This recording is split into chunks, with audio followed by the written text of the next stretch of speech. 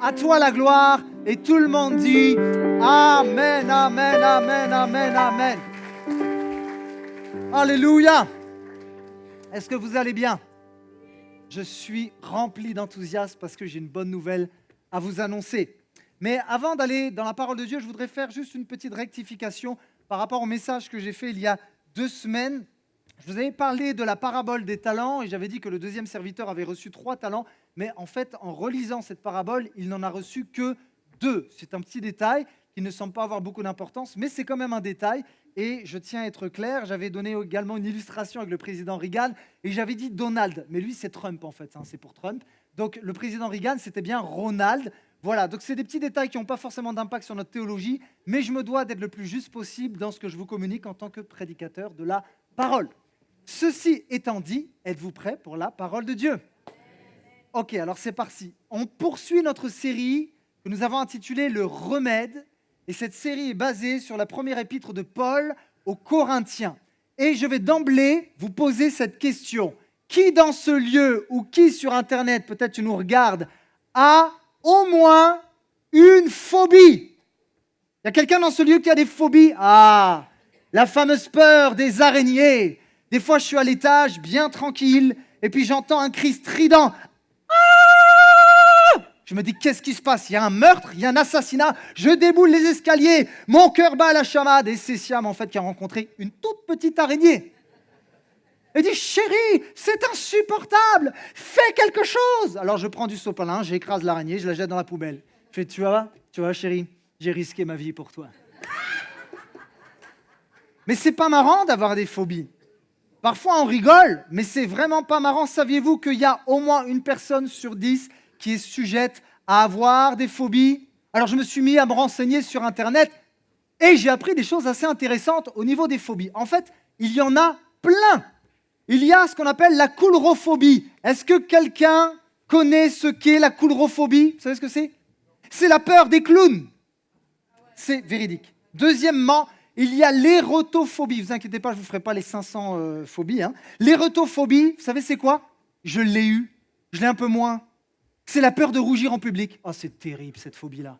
Vous savez, quand tu étais en classe et que le prof te posait une question et que tu ne savais pas trop quoi répondre, et tu as tous les yeux des camarades de classe qui se braquaient sur toi, je devenais plus rouge que ma chemise, c'était terrible. Terrible, terrible, terrible. Il y a également l'hémétophobie. Ça, c'est plus les femmes, apparemment, vous avez peur de ça. Vous savez, c'est quoi?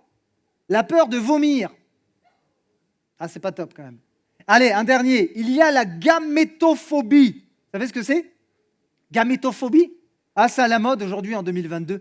C'est la peur du mariage. C'est la peur de se marier. Et oui, ça existe vraiment. Allez, on va arrêter la liste des phobies. Vous savez ce qui est terrible avec la phobie? C'est que ça dépasse la peur naturelle. En fait, quand tu es saisi d'une phobie, c'est une angoisse qui s'empare de toi et qui est incontrôlable. Et lorsque tu fais face à cette chose qui te tétanise, tu ne peux pas la confronter, tu es obligé de fuir parce que c'est trop en fait. Et j'ai appris qu'il y avait une autre phobie qu'on appelle la thanatophobie. En fait, c'est un terme grec ça vient du grec et ça veut dire, en fait, thanatos, ça signifie mort en fait. Et il peut s'agir d'angoisse de mort imminente ou d'angoisse en rapport avec la mort, telle que la maladie, mais parfois aussi la peur de la foule.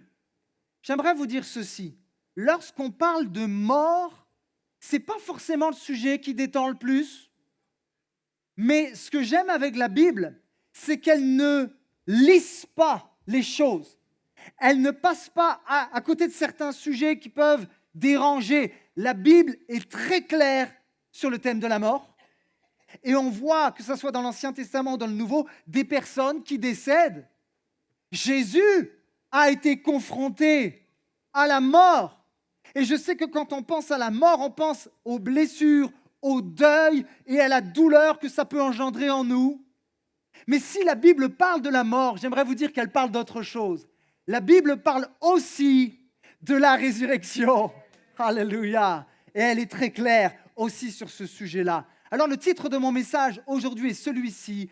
Et si la mort n'était pas la fin? Alléluia.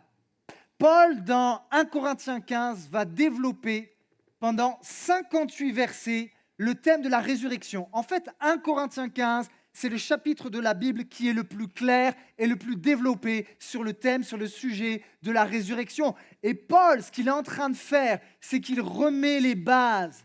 Il est en train d'enseigner quelque chose qui est fondamental. Si tu es un enfant de Dieu, il est fondamental de croire que Jésus, le Fils de Dieu, est ressuscité d'entre les morts. J'aimerais te donner une image pour que tu puisses comprendre. C'est que, tu vois, ton cœur, il pompe le sang.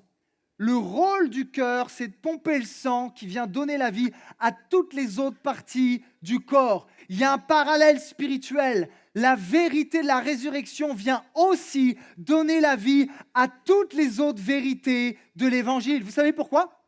Parce que si on supprime la résurrection, il faut aussi supprimer la divinité de Jésus.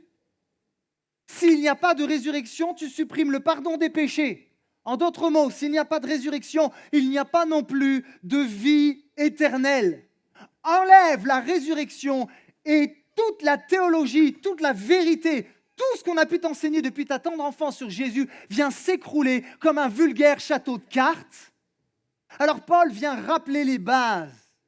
Et premièrement, il rappelle pendant ces 11 premiers versets que Jésus-Christ est ressuscité. Et deuxièmement, il développera avec un argument que nous sommes appelés en tant qu'enfants de Dieu un jour nous aussi à ressusciter. Alléluia.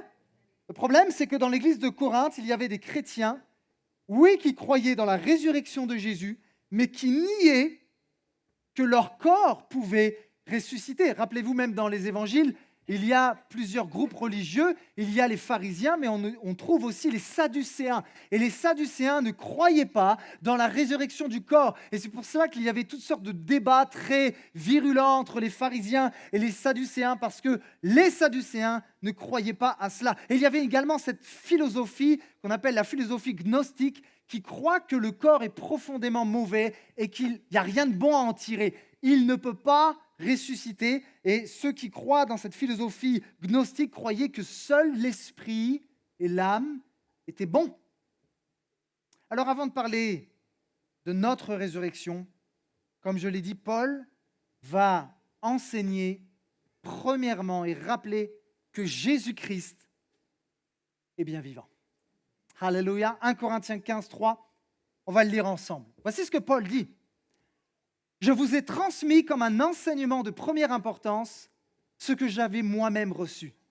Christ est mort pour nos péchés, conformément aux Écritures. Il a été mis au tombeau. Il est ressuscité le troisième jour, comme l'avaient annoncé les Écritures. Il est apparu à Pierre, puis aux 12. Après cela, il a été vu par plus de 500 frères à la fois, dont la plupart vivent encore aujourd'hui.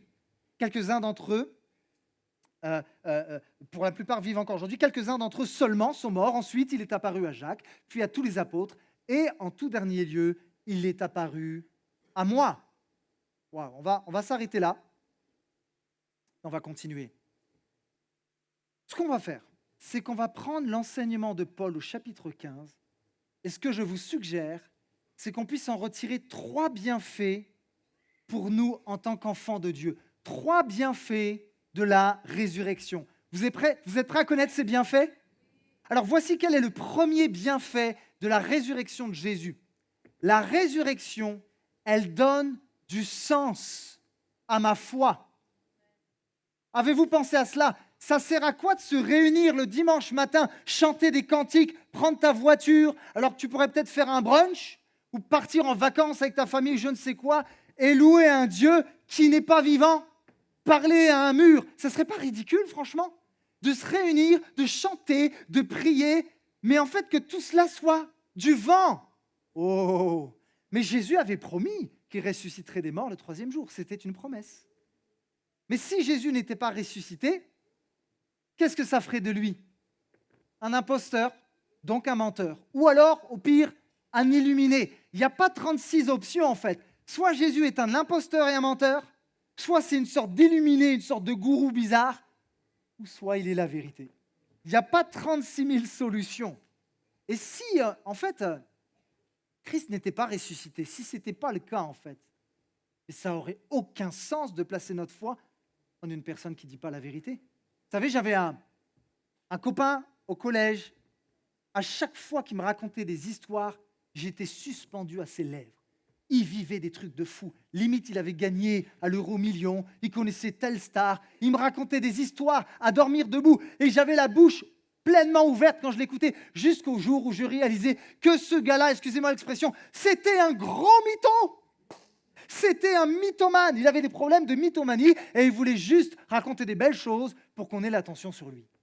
Et au bout d'un moment, il avait beau me raconter toutes sortes d'histoires, ça rentrait dans une oreille et ça ressortait par l'autre. En fait, ce que je voudrais te dire, c'est quand une personne ne tient pas ses promesses, il n'y a plus de confiance. Sans promesse tenue, il n'y a plus de confiance. Et j'ai une bonne nouvelle. Rassurez-vous, ni l'apôtre Paul, ni Jésus ne souffraient de mythomanie. Ce que Paul dit lorsqu'il annonce, lorsqu'il enseigne sur la résurrection de Jésus et sur notre résurrection, c'est tout sauf une fake news. Et vous savez ce que c'est une fake news? C'est une fausse nouvelle, c'est apparemment à la mode aujourd'hui. C'est une fausse information. Et il y a un but derrière la fake news, c'est de manipuler l'opinion publique. Le but, c'est de tromper et d'influencer les gens. Et la fake news, elle peut prendre la forme d'une image, d'une vidéo ou d'un article. Alors, je me suis amusé à rechercher sur Internet une fake news. Je ne veux pas polémiquer. Oh, les chrétiens ont tellement débattu sur les réseaux et sur Internet, notamment par rapport au Covid, où c'était l'Antichrist. Mais il y en a une qui est pas mal quand même, je n'ai pas pu m'empêcher de vous la partager. Je ne fonderai pas ma doctrine là-dessus, vous inquiétez pas. Fake news. Le vaccin contre le Covid-19 contiendrait des puces électroniques 5G pour nous tracer et nous ficher. Y a-t-il des gens qui sont vaccinés dans la salle? Non, levez pas la main. Ne levez pas la main, je ne veux pas polémiquer. Je referme la parenthèse. Bien sûr, c'est une fake news. Alors, il y en a qui vont croire à ces choses-là, mais même si c'était vrai, de toute façon, si on a un enfant de Dieu, on sera régénéré, on aura des corps glorifiés à l'avenir. Fake news. J'aimerais vous dire ceci.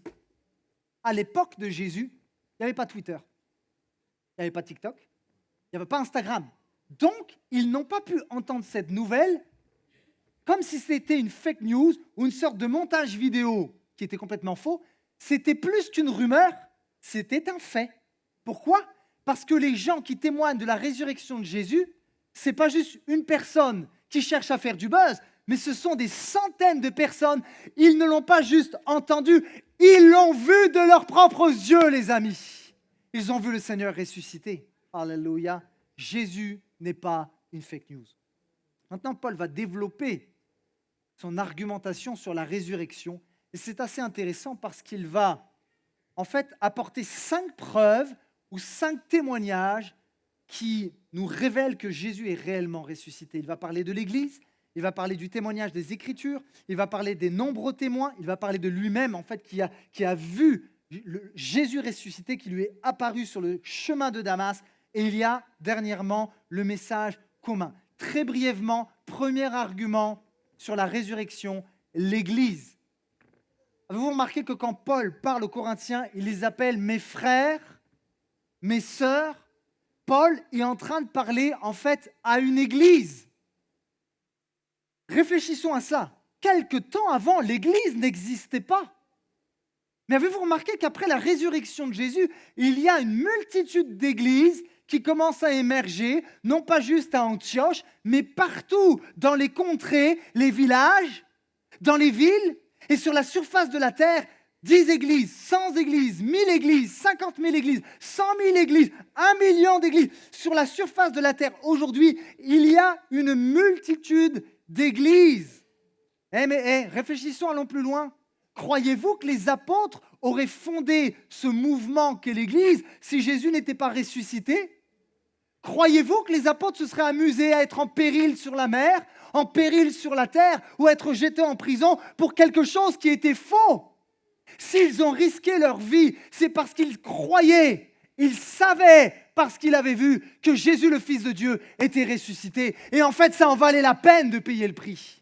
J'aimerais dire à quelqu'un, ça vaut la peine de payer le prix pour Jésus. Ça vaut la peine de te consacrer. Ça vaut la peine de te mettre à part. Pourquoi? Parce que ton sauveur n'est pas du fake, il est le chemin, la vérité et la vie. Je fais quelques recherches sur l'Église. Le fait que l'Église de Jésus ait subsisté depuis 2000 ans est une preuve de la réalité de sa résurrection. Et selon une étude d'un centre de recherche américain, les chrétiens sont le premier groupe religieux au monde avec, tenez-vous bien, 2,2 milliards de personnes sur la surface de la Terre. Et selon les chiffres compilés par Sébastien Fath, qui est historien au CNRS, il a dit qu'il y avait environ 665 millions d'évangéliques dans le monde. Mes amis, l'Église n'est pas un mouvement humain, mais l'Église est un mouvement divin. Et si l'Église, après 2000 ans, alors que Jésus est mort, qu'il est ressuscité, est toujours vivante, c'est bien parce que notre Sauveur, lui aussi, est vivant. Amen. Première argumentation, l'Église. Deuxième argumentation, le témoignage des Écritures. C'est pour ça que nous plaçons notre foi sur la parole de Dieu et que nous en faisons notre autorité, parce que nous croyons qu'elle est de Dieu. C'est un livre de vie. Et dans l'Ancien Testament, il y a des textes qui, des milliers d'années, 700 ans avant, 1000 ans avant, vont annoncer la venue de Jésus. Vous savez comment les théologiens appellent ça? On appelle ça des prophéties messianiques. Une prophétie messianique, c'est quelqu'un qui annonce des siècles auparavant la venue du Messie. Et j'aimerais vous mentionner 2 prophéties messianiques. Il y en a une qui se trouve dans le psaume 22 qui est c'est incroyable, c'est une précision chirurgicale. C'est David qui va écrire et David va être inspiré. Et 1000 ans auparavant, 1000 ans avant la venue du Messie, il va décrire avec des éléments distincts la crucifixion de Jésus. Et voici ce que David dira dans le psaume 22. Il dira que le Messie aura les mains et les pieds percés. Il dira que ses os ne seront pas brisés. Lorsque tu lis les évangiles, tu vois que les 2 larrons à côté de Jésus, les Romains leur ont brisé les os. Mais il est spécifié dans le texte que nous n'avons pas brisé les os de Jésus. Pourquoi? Parce qu'il était mort déjà. On brisait les os des personnes pour accélérer leur mort en fait. Et Jésus était déjà mort. L'accomplissement de cette prophétie a été là. Et David dira, et ses habits, 1000 ans auparavant, tenez-vous bien, 1000 ans, et ses habits seront tirés au sort.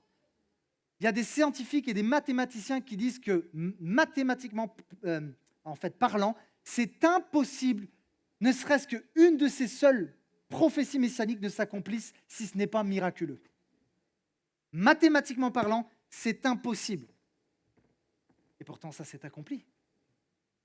700 ans avant, Ésaïe va parler de la manière dont le Sauveur va mourir. Ésaïe, on l'appelle, vous savez, il y a 4 évangiles. Ésaïe est tellement d'une précision chirurgicale, tellement inspiré de Dieu qu'on appelle Ésaïe le 5e évangile. Et voici ce que Ésaïe dira 700 ans avant. Il dira que son rejet, il parlera de son rejet, de sa mort en sacrifice expiatoire. Il va parler donc du sacrifice expiatoire pour les péchés de son peuple, le silence qu'il garderait devant ses accusateurs, son ensevelissement avec les riches et sa mort avec les criminels. Que quelqu'un me dise que c'est du hasard, s'il te plaît, prends un rendez-vous avec moi, on va discuter. Et là, je ne cite que 2 prophéties messianiques sur pas mal de prophéties messianiques. Même si les théologiens parfois débattent sur le nombre de prophéties, moi, ces 2, elles me suffisent, sérieux. Ces 2, elles me suffisent. La preuve des Écritures. Waouh! Allons plus loin. Il parle de la preuve, l'argument des nombreux témoins. Et là, je vais parler à quelqu'un. Vous savez, quand on repasse la résurrection de Jésus, on se rappelle qu'il est apparu aux femmes. Vous savez? Il est apparu après aux disciples d'Emmaüs. Et après, il est apparu aux 12, aux 11. Mais le texte dit les 12, mais en fait, c'est vrai, ils sont 11, puisque Judas n'est plus là. Mais en fait, Paul rappelle, et là, les théologiens, pareil, peut-être débattent, mais certains suggèrent que Jésus serait parti, après sa résurrection, voir l'apôtre Pierre, entre le moment où il est allé voir les disciples d'Emmaüs et le moment où il est allé voir les 12. En fait, Jésus a pris un moment, un temps à part avec Pierre. Et c'est tellement touchant. Pourquoi ? Vous vous souvenez de ce qu'il a fait, Pierre ? Pierre qui jouait le héros, qui criait « Seigneur, je mourrai pour toi !» qui faisait son bonhomme. Imaginez la scène. Mettez-vous un instant à la place de Pierre. Pierre, il est dépité, il est découragé. Et là, il voit quelqu'un arriver. Imaginez la scène au ralenti, où il se frotte les yeux, il dit, mais non, je dois me tromper, c'est pas possible. Et là, Jésus qui vient vers lui, il dit, mais c'est mon Jésus, c'est mon Sauveur. Mais il devait tellement avoir un mélange d'émotions en lui, je pense qu'il y avait de la honte, parce qu'en voyant Jésus, il a dit, punaise, je l'ai trahi, quoi. Mais en même temps, il y avait de la joie, parce que, hey, il est ressuscité. Ce qu'il a promis, en fait, ça s'est accompli. Croyez-vous que Jésus est venu vers Pierre pour le réprimander en lui disant « Hé Pierre, c'est inadmissible, tu m'as trahi, je ne suis pas content ». Peut-être que Pierre s'est dit « Oh là là, Jésus arrive, bon, je suis content, mais je vais passer un sale quart d'heure, il va me passer un savon ». Non, absolument pas. En fait, Jésus n'est pas venu voir Pierre pour le réprimander. Jésus est venu voir Pierre pour lui montrer que malgré ses erreurs, ses failles, ses fautes, il continuait de l'aimer. Y a-t-il quelqu'un qui ne se sent pas à la hauteur dans ce lieu, qui a peut-être des échecs, qui a peut-être de la honte? Eh bien, il n'y a aucune honte que Dieu ne peut pas surmonter. Alléluia. En fait, quelles que soient tes erreurs, Jésus est toujours prêt à te tendre la main. Et Paul, et Michael en a parlé la semaine dernière, devaient tellement se sentir indignes. Je ne suis pas digne, Jésus, que tu viennes vers moi. J'aimerais vous dire ceci. Combien de fois notre indignité nous empêche d'aller vers lui? La culpabilité, la condamnation. Mais j'aimerais dire que rien n'empêche Jésus d'aller vers toi. Et j'ai noté cette citation.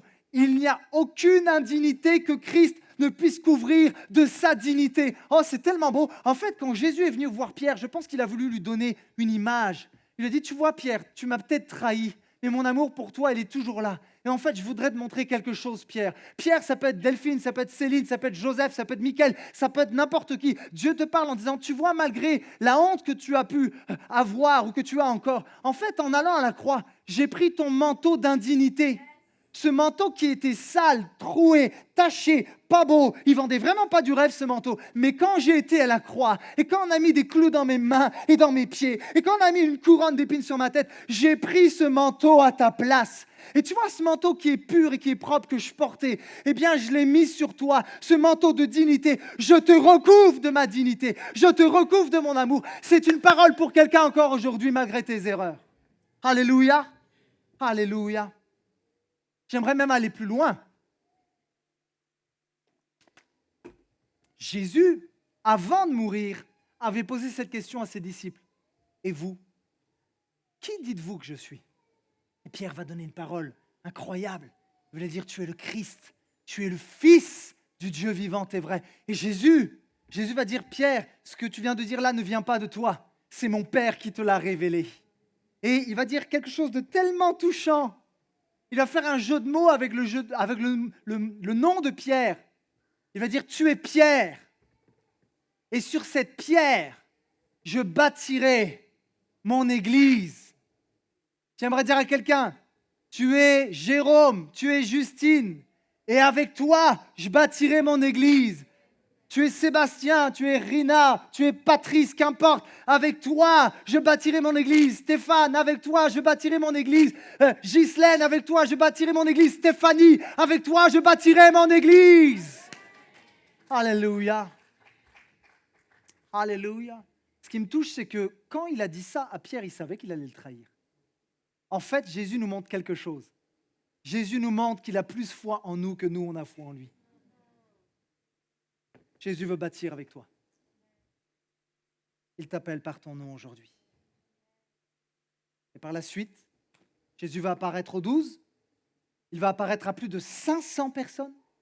Et il va apparaître à Saul de Tarse qui était sur le chemin de Damas, désirant mettre les chrétiens en prison, désirant arrêter ce mouvement. Mais qui peut arrêter le mouvement de Dieu?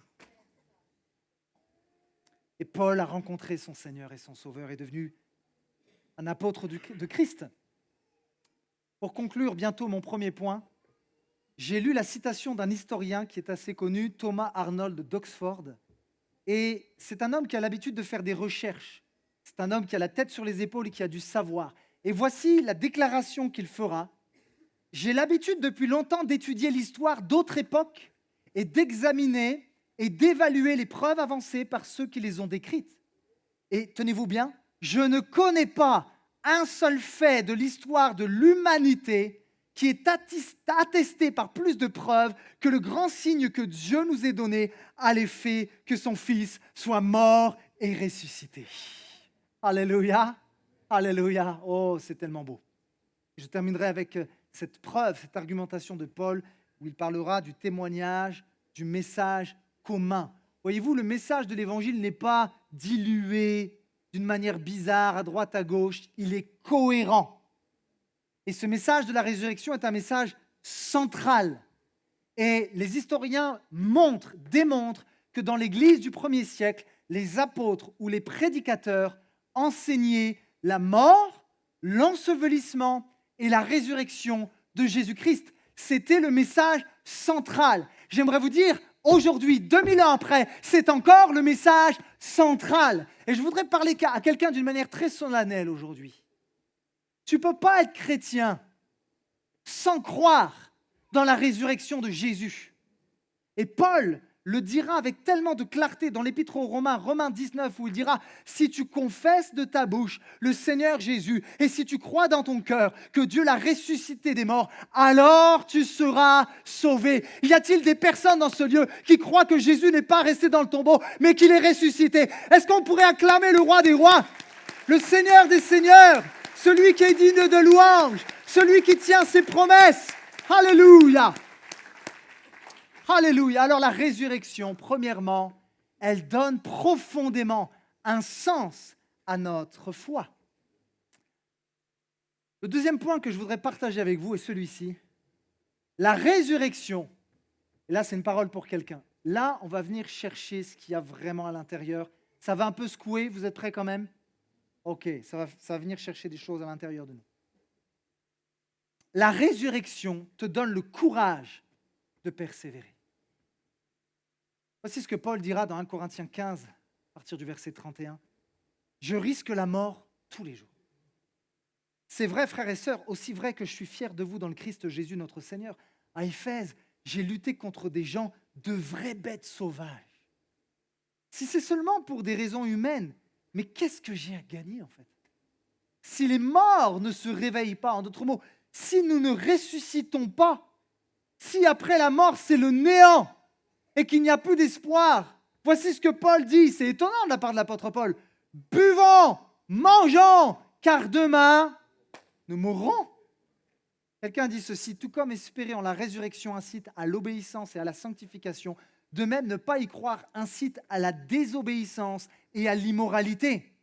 C'est l'historien grec Hérodote qui va relater une coutume intéressante chez les Égyptiens à l'époque. Lorsque les Égyptiens qui faisaient partie de la haute société, se réunissaient pour faire des banquets. Au cœur du banquet, du repas, il y avait un serviteur qui venait avec une sorte de sarcophage. Et à l'intérieur de ce sarcophage, il y avait une sorte de statuette qui ressemblait à un mort. Et pendant le banquet, le serviteur passait devant les gens qui étaient vivants et il leur montrait ce faux cadavre. Et voici ce qu'il leur disait. « Hé, vous avez vu ce cadavre ? Quand vous allez mourir, c'est à ça que vous allez ressembler. » Alors le serviteur disait, pendant qu'il en est encore temps, buvez, mangez, profitez de la vie, parce qu'après, c'est le néant, il n'y a plus d'espoir. Combien de personnes ont cette mentalité-là en disant, puisque je ne crois pas au ciel, je ne crois pas dans ce soi-disant paradis, je vais créer mon propre paradis sur la terre? Un autre exemple de l'historien grec Thucydide rapporte que lorsqu'une plaie mortelle frappait les Athéniens, ils commettaient des crimes honteux et s'adonnaient joyeusement à tous les plaisirs sexuels. Pourquoi? Parce qu'ils disaient, puisqu'on va mourir, puisqu'il n'y a pas de vie éternelle, puisque la vie est courte, alors nous allons faire tout et n'importe quoi. Est-ce que je peux être vrai avec vous là? Je sais qu'il y a des chrétiens qui me disent, Grégory, moi je ne me comporte pas comme ça. Je suis un serviteur de Dieu. Je suis une sainte femme de Dieu. Jamais il m'est venu à l'esprit d'abandonner les voies de Dieu. Bien sûr que non, jamais, jamais. J'ai toujours été motivé et zélé à 100% pour le Seigneur. Jamais ça m'a effleuré l'esprit. J'aurais envie de dire à cette personne, menteur, menteuse. Pourquoi? Parce que ça nous a tous effleuré l'esprit. Est-ce que ça t'a déjà affleuré l'esprit de te dire, est-ce que ma consécration en vaut vraiment la peine? Est-ce que toutes ces prières que je fais pour mon mari qui est loin de Dieu, pour mes enfants, depuis toutes ces années, ça en vaut vraiment la peine? Est-ce que me sanctifier, mener une vie sainte, chercher les intérêts du royaume de Dieu plutôt que mes intérêts, ça en vaut vraiment la peine? Et on va être très concret, les amis, hein, je vais venir titiller un peu. Peut-être tu es une femme, ça fait des années que tu as dit, Seigneur, moi, je veux me garder pure pour mon futur mari. Et je ne coucherai pas à droite, à gauche. Et lors de la nuit de noces, ça sera vraiment quelque chose de beau et de pur parce que je me serai gardé en fait. Sauf que ça fait des années que tu as fait cette prière, hein, et tu es toujours seul. Puis tu as toutes tes copines, elles sont mariées, elles ont des enfants. Puis tu as des collègues de travail, elles ne veulent pas se marier, elles couchent à droite, à gauche, ça leur suffit, elles vont sur Tinder ou quoi que ce soit, puis ça leur va comme ça. Elles sont heureuses, elles s'éclatent, wouhou! Puis toi, la petite sainte, tu finis vieille fille. Et là, peut-être que ça vient t'effleurer l'esprit en te disant, Seigneur, il est où le retour sur investissement? Parce que franchement, j'ai investi depuis toutes ces années-là. J'ai eu des demandes de camarades de classe et de collègues qui voulaient coucher avec moi parce que, franchement, Seigneur, en plus, tu m'as bien faite. Franchement, sans m'en vanter, tu m'as quand même bien faite. Et je me dis, mais c'est pas juste, en fait. C'est pas juste. Seigneur, est-ce que j'ai fait tout ça pour rien? Si on revient à Pierre, je pense que ça lui a effleuré l'esprit. Imaginez Pierre pendant 3 ans, il marche avec Jésus, le Fils de Dieu, qui fait des miracles. Il reçoit l'enseignement de Jésus. Pierre lui-même, comme on l'a dit tout à l'heure, a confessé qu'il était le Christ, le Fils du Dieu vivant. Et il sait que Jésus est le Sauveur. Mais son Jésus, là, il est où?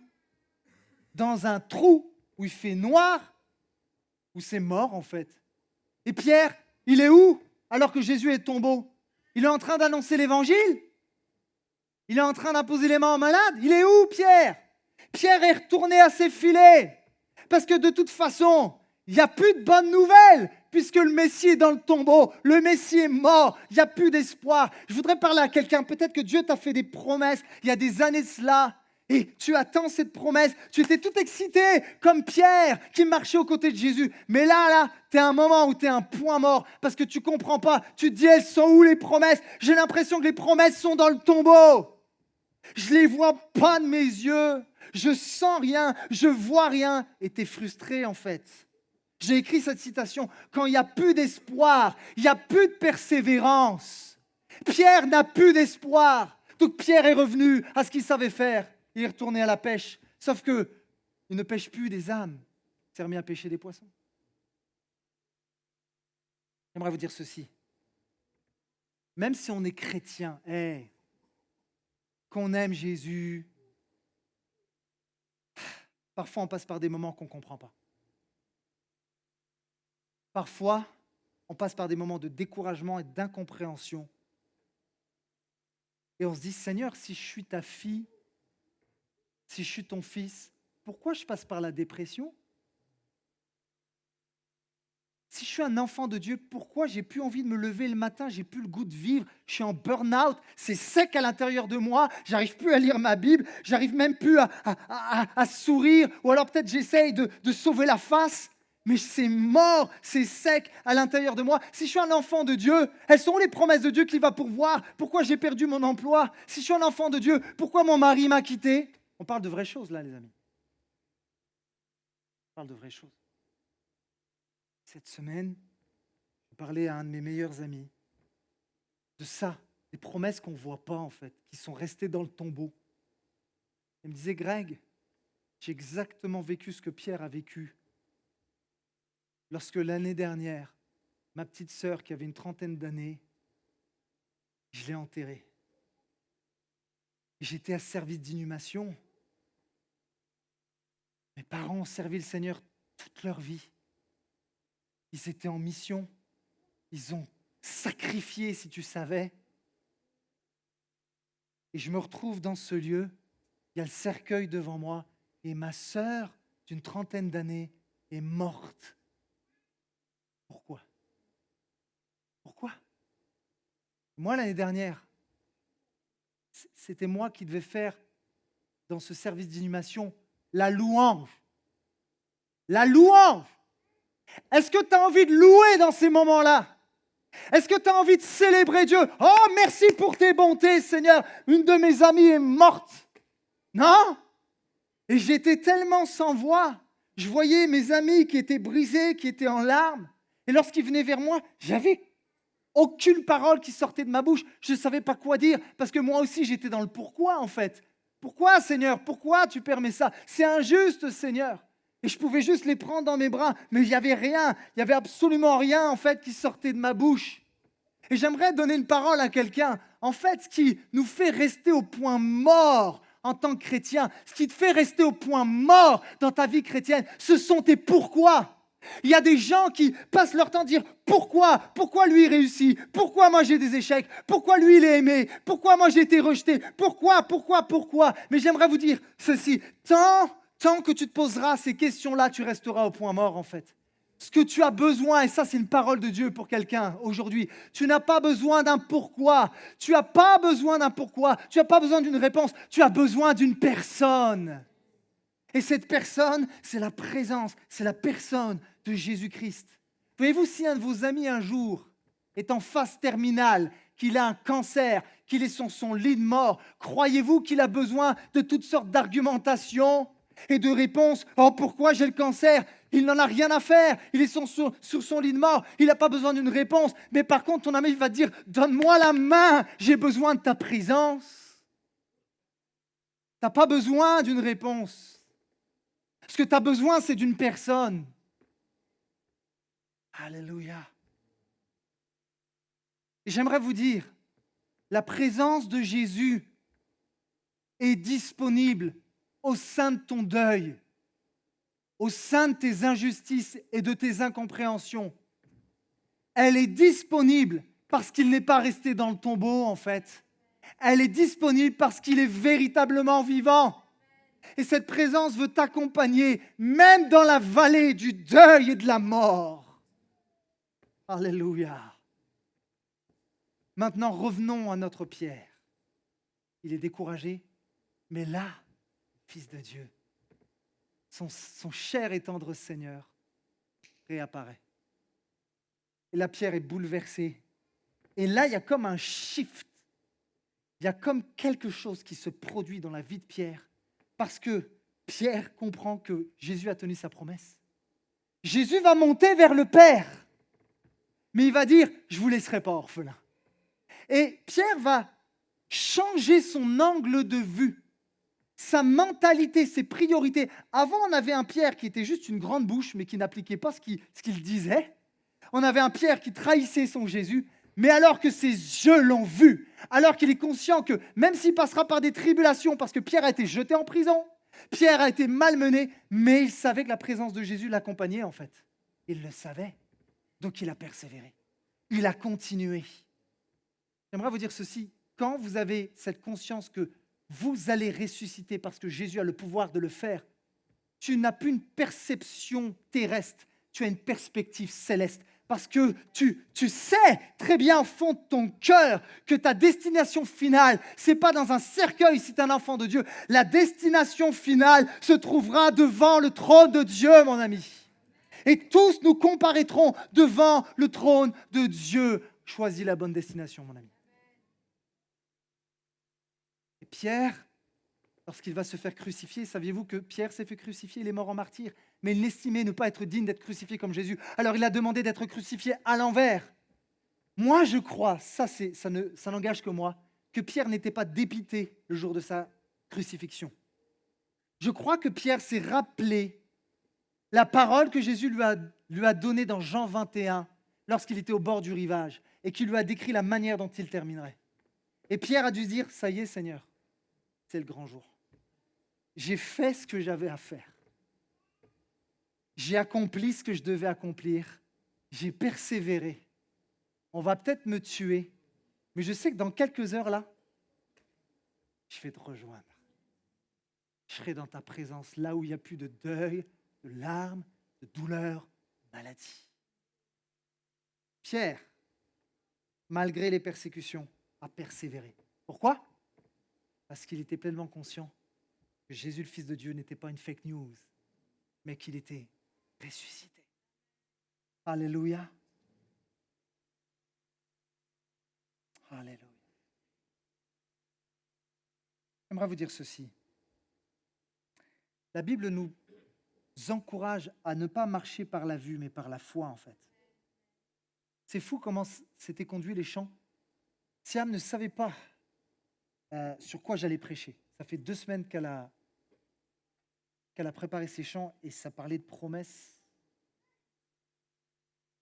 Et vous savez, il y a l'auteur aux Hébreux qui a écrit Hébreux 11. C'est quoi Hébreux 11? C'est le panthéon de la foi. C'est la liste de tous les hommes, toutes les femmes qui ont marché par la foi. Et c'est assez intéressant parce que la Bible dira, c'est dans la foi que tous ces gens sont morts, sans avoir reçu ce qui leur avait été promis. C'est ballot ça quand même. Mais l'auteur poursuit, mais ils l'ont vu. Ils l'ont vu non pas avec leurs yeux physiques, mais ils l'ont vu avec les yeux de la foi. Et ils l'ont salué de loin. Avez-vous pensé à ça? Abraham ne vit jamais sa nombreuse descendance. Il est mort avant, mais pourtant la descendance est venue. Dieu a accompli sa promesse. Le peuple d'Israël n'occupa jamais toute la terre qui lui avait été promise, et les croyants de l'Ancien Testament ne virent jamais l'accomplissement de la promesse du Messie. Mais pourtant, ils l'ont salué, ils l'ont vu par la foi. Pourquoi? Parce que Jésus est venu. La promesse s'est accomplie, il est mort et il est ressuscité. Et le texte dira par la suite, et ils ont reconnu qu'ils étaient eux-mêmes étrangers et voyageurs sur la terre. Ce que je veux te dire en fait, c'est pas parce que tu es un chrétien que ton Jésus, c'est une sorte de lampe magique comme Aladdin, et tu vas frotter sur la langue, une petite bénédiction par-ci, une petite bénédiction par-là, une petite Porsche, une petite Ferrari, le nouveau iPhone, un nouvel emploi. Vas-y Seigneur, c'est la vie chrétienne. Wouhou! Je vais surfer sur la vague. Jésus n'est pas le génie de la lampe magique. Désolé, t'es déçu? Bah c'est comme ça. La Bible ne nous promet pas monts et merveilles, qu'un chrétien n'aura pas de maladie, de deuil, de souffrance. Bien sûr qu'il y a des bénédictions. Bien sûr qu'il y a de la joie en Jésus. Et j'aimerais te dire, nous ne posséderons pas tout sur la terre, mais nous possédons tout en Jésus. Et en fait, c'est l'essentiel. Et ça va devenir la mentalité de Pierre. Ça va devenir sa mentalité. Et vous savez quoi? En fait, Pierre, il savait que la vie sur la terre, c'était le teaser. Vous savez, c'est quoi un teaser? C'est un extrait d'un film. Et l'idée d'un teaser, c'est de te mettre l'eau à la bouche. Et des fois, quand tu regardes le teaser, tu dis « Oh là là, Top Gun, le numéro 2, il a l'air bien celui-là !» Le teaser a l'air très alléchant, je vais regarder le film. J'aimerais dire à quelqu'un, ta vie sur cette terre, c'est le teaser, mais le film sera au ciel, mon ami. Alléluia, le film sera au ciel. Peut-être que tu as les prémices de la présence de Dieu. Quand tu fermes la porte de ta chambre et que sa douce présence est là, quand il te réconforte, il y a peut-être des gens, même vous avez goûté à la manifestation de la présence de Dieu, mais ce ne sont que les prémices, ce n'est que le teaser. Au ciel, ça sera le film. Alléluia. Oh, c'est bon la parole de Dieu. Et pour conclure, ce deuxième point, je voudrais parler à ceux qui passent par des moments de souffrance. Ceux qui disent « Seigneur, je ne comprends pas, je suis au point mort. » Et Paul va dire ceci dans l'Épître aux Romains. « J'estime que les souffrances du moment présent ne sont pas dignes d'être comparées à la gloire qui va être révélée pour nous. » Une autre version, la version Summer, dira « J'estime d'ailleurs qu'il n'y a aucune commune mesure entre les souffrances de la vie présente et la gloire qui va se révéler en nous. » Alors que j'appelle Stéphane au piano, s'il te plaît, à t'approcher, j'aimerais qu'on fasse quelque chose.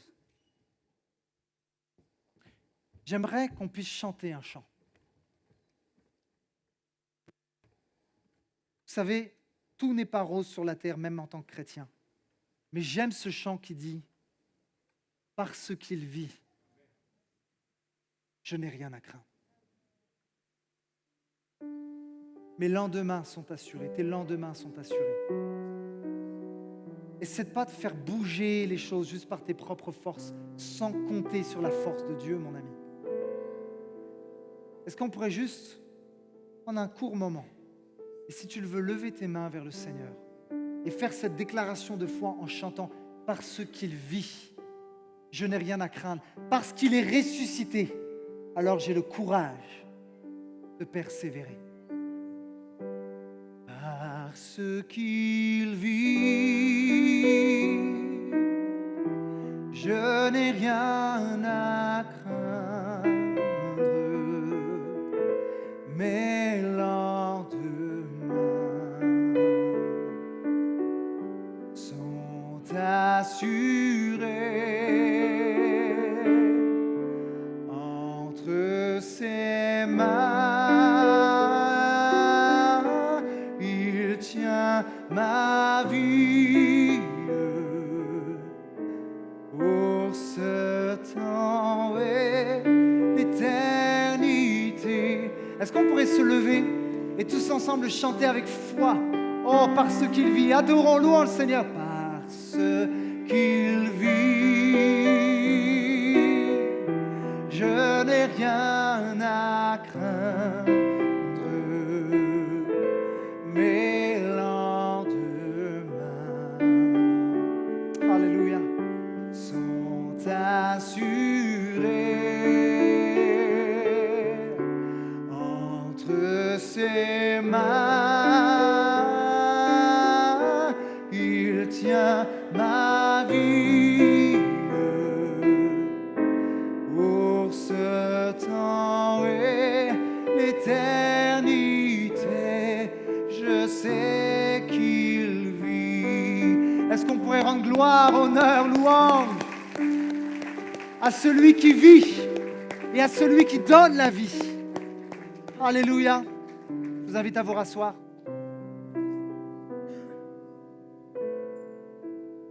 Et je conclurai avec mon dernier point. La résurrection donne un sens à ta foi. Deuxièmement, la résurrection te donne le courage de persévérer. Même si tu ne le sens pas, même si tu ne le vois pas, c'est la vérité. Jésus est ressuscité et un jour tu ressusciteras. C'est ça qui me donne la force d'avancer même si je ne comprends pas tout. Et dernièrement, et ça c'est tellement beau, la résurrection, troisième bénéfice, nous donne la victoire sur la mort. Amen. Connaissez-vous Benjamin Franklin? Vous savez qui c'est? C'était un génie, il était très doué, Benjamin Franklin. C'était un imprimeur, un éditeur, un écrivain, un naturaliste, un inventeur abolitionniste et un homme politique américain. Et c'est assez drôle, c'est que Benjamin Franklin a choisi d'écrire lui-même son épitaphe. C'est quoi l'épitaphe? C'est l'inscription funéraire. Donc le gars, il s'est dit, attends, avant de mourir, je vais écrire sur ma pierre tombale. Il s'est amusé à écrire quelque chose, alors je vous le cite. Il dira, le corps de Franklin, imprimeur, donc c'est un de ses métiers, comme la couverture d'un vieux livre dont les pages sont arrachées et la dorure et les caractères effacés, gît ici, nourriture pour les vers. Ah, ça vend pas du rêve quand même, hein. Je vous annonce, et c'est la parole du jour, on va tous se faire bouffer par les vers. Alléluia quand même. Un petit peu déprimant s'il n'y a pas de suite, hein. Alors je vais vite m'empresser de dire la suite. Et Franklin dira, mais, parce que dans la parole de Dieu, il y a toujours le mais de Dieu. Mais l'œuvre ne sera pas perdue, car elle paraîtra à nouveau dans une version nouvelle, plus élégante, révisée et corrigée par l'auteur. Alléluia, alléluia. Si tu te culpabilises à cause de tes kilos en trop quand tu te regardes dans la glace, il y aura une révision. Il y aura la meilleure version révisée, corrigée par l'auteur. N'est-ce pas beau quand même? Alléluia, alléluia. Et je terminerai avec ce texte de l'apôtre Paul dans 1 Corinthiens 15 à partir du verset 52. Savez-vous que dans les temps de la fin, le monde entendra le son de quelque chose? Vous savez c'est quoi? c'est le son d'une trompette. Et Paul va parler de cette fameuse trompette et il dira « Car lorsque cette trompette retentira, les morts ressusciteront pour être désormais incorruptibles, tandis que nous serons changés. » En effet, ce corps corruptible doit se revêtir d'incorruptibilité et ce corps mortel doit se revêtir d'immortalité. Lorsque ce corps corruptible aura revêtu l'incorruptibilité et que ce corps mortel aura revêtu l'immortalité, alors se trouvera réalisée cette parole de l'Écriture: la victoire totale sur la mort a été remportée. Ô mort, qu'est devenue ta victoire? Ô mort, où est ton dard? Certaines versions diront: ô mort, où est ton aiguillon? Le dard de la mort, c'est le péché. Et le péché tire sa force de la loi, mais loué soit Dieu qui nous donne la victoire par notre Seigneur Jésus-Christ. C'est pourquoi, mes chers frères et sœurs, soyez fermes. Ne vous laissez pas ébranler. Travaillez sans relâche. J'aimerais dire à quelqu'un: continue de travailler sans relâche. Continue de prier pour tes enfants et tes petits-enfants. Continue de chercher la face de Dieu. Continue de te sanctifier. Continue de te mettre à part. Continue de le louer et de l'adorer. Continue de le servir. Continue de le chanter. Continue d'enseigner cette bonne nouvelle à tes enfants et aux enfants de tes enfants. Continue. Alléluia. Travaillez sans relâche par le Seigneur, sachant que la peine que vous vous donnez au service du Seigneur n'est pas inutile. Elle n'est pas inutile. J'aimerais mettre l'accent sur ce terme que Paul emploie, que j'aime tellement. C'est par rapport à l'aiguillon. Vous savez, quand on mange en famille l'été, dehors, il y a quelque chose que Siam déteste. Vous savez ce que c'est? C'est les abeilles qui viennent tourner autour de la limonade, et pendant que tu manges tranquillement, que tu bois ta petite limonade, tu as l'abeille qui arrive et qui vient squatter et qui fait bzzz, bzzz. Et encore une fois, en plein repas, ma femme me dit: chérie, fais quelque chose. Alors avant c'était les araignées, maintenant c'est les abeilles. Donc je prends le torchon et je me bats littéralement avec les abeilles et je dis: voilà ton sauveur, chérie, je t'ai sauvé non seulement des araignées, mais des abeilles. En fait, Siam n'aime pas les abeilles parce qu'elle a peur qu'elles piquent nos filles, et ce que je peux comprendre. Mais, allons plus loin. Vous savez ce que ça fait quand une abeille pique son dard dans ton bras? Il y a quelque chose qui va se passer. Il est prouvé que lorsque l'abeille pique et qu'elle désire s'échapper par la suite, en fait, le seul moyen de se retirer de toi, c'est de littéralement, et c'est un petit peu glauque, c'est de s'éviscérer. C'est-à-dire que l'abeille, quand elle plante son dard et qu'elle ressort, elle arrache une partie de son abdomen, en fait. Et du coup, elle arrache aussi notamment la poche à venin située au-dessus du dard. Oh, quel parallèle spirituel. Oh là là, je viens, j'arrive. Lorsque le dard de la mort, l'aiguillon de la mort, est venu se planter sur Jésus lorsqu'il était sur la croix, en fait, ce n'est pas Jésus qui est mort, mais c'est la mort qui s'est suicidée. La mort est devenue complètement morte, en fait. Le péché qui voulait anéantir, qui est venu sur Jésus et qui a planté son dard, qui a voulu y mettre son venin, en fait, n'a pas pu résister à la puissance de Dieu. Et c'est pourquoi il est écrit dans la parole de Dieu que quand Christ est mort à la croix, il a dépouillé les dominations dans les lieux célestes. Il les a livrées en spectacle parce que la mort a été vaincue. Alléluia. Alléluia. Le péché a été vaincu. C'est un parallèle spirituel extraordinaire. Waouh! Je conclurai alors que j'appelle l'équipe de louange à s'approcher, s'il vous plaît. Vous connaissez ce chant, et c'est d'ailleurs un texte dans la Bible qui dit: si le même esprit qui ressuscite à Christ est en nous, qu'est-ce qui va se passer? Eh bien, si le même esprit qui ressuscite à Christ est en toi, ça veut dire qu'il y a assez d'espoir pour qu'il puisse ressusciter ce qui semble mort dans une de tes situations. J'aimerais déclarer à quelqu'un aujourd'hui: Jésus par son esprit, est capable de ressusciter ton mariage. Es-tu déprimé? Jésus, par son esprit, est capable de ressusciter ta joie. Il est capable de ressusciter peut-être ton appel à son service. Jésus veut ressusciter quelque chose aujourd'hui. Jésus veut toucher à quelque chose aujourd'hui qui peut-être a été enfoui au fond de toi, que tu as voulu peut-être cacher, tu as peut-être voulu le tasser. L'Esprit de Dieu met le doigt sur quelque chose de précis et il te dit, je suis en mesure de redonner vie à ce qui semble mort. Je suis en mesure de faire sortir ce qui a été mis dans le tombeau. Alléluia. J'espère vraiment que ce message vous a encouragé. La résurrection donne un sens à ma foi. Elle me donne le courage pour persévérer. Et la résurrection me donne la victoire sur la mort. On va tous mourir un jour. Si Jésus ne revient pas nous chercher maintenant, on va tous finir dans un cercueil. Je sais qu'on n'aime pas parler de ça. Mais j'aimerais faire un plaidoyer. Si tu n'as pas fait la paix avec Dieu, accepte Jésus. Parce que moi, je sais une chose, c'est quand on va me mettre dans mon cercueil, j'aurais juste changé d'adresse en fait. Je serai avec le Seigneur. Veux-tu être avec le Seigneur? Penchons nos têtes maintenant, courbons nos cœurs.